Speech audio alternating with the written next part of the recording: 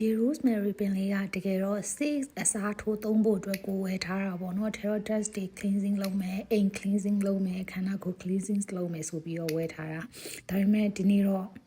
စက်သားနဲ့ရောချက်ဖို့ဖြစ်သွားပါတယ်ရှင် rosemary ကဟင်းခတ်အမွေးတိုင်အနေနဲ့လည်းသုံးတယ်သပင်အတွက်လည်းသုံးကြတယ်အစီဖြစ်နေပေါ့လीနော်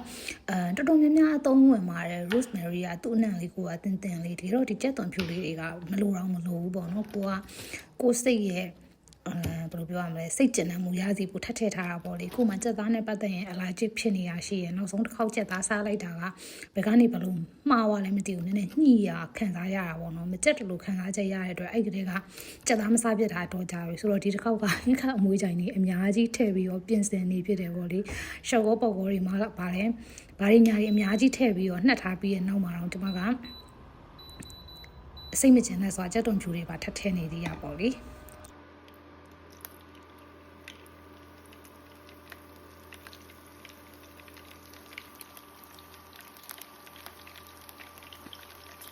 ကဲ rosemary လေးထပ်ပြီးတော့ထည့်ပါမယ်ကျမတပင်းလေးရှိရဆိုတော့2မျိုးပဲနဲ့3ခတ်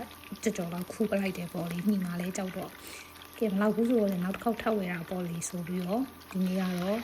3ခိုင်းတောင်ပါပဲခူးပလိုက်ပါတယ်ရှင်စီရီအရင်ချက်နေပြီဆိုတော့ကျမချက်သားစပြီးတော့ထည့်ပါပြီ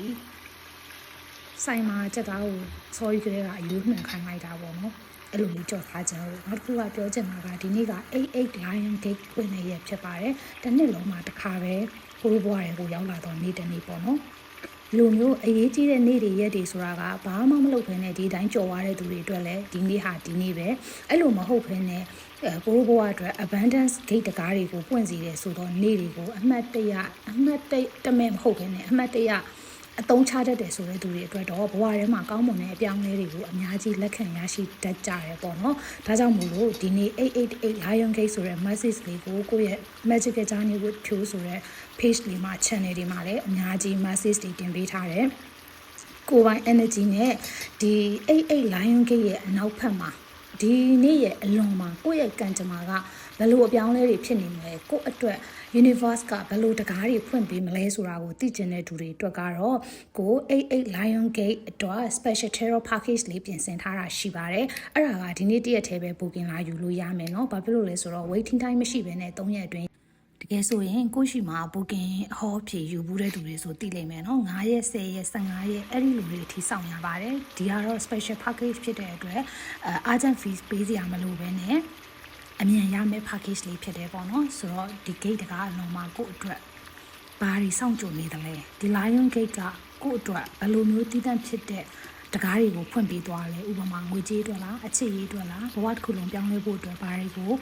ပြုပြင်ပြောင်းလဲဖို့လိုရဲဆိုတော့အတိပေးစကားတွေလားဒါမျိုးတွေကိုသိချင်နေဆိုရင်တော့ booking လေးလာရောက်ဝယ်ယူနိုင်ပါပြီရှင်တတား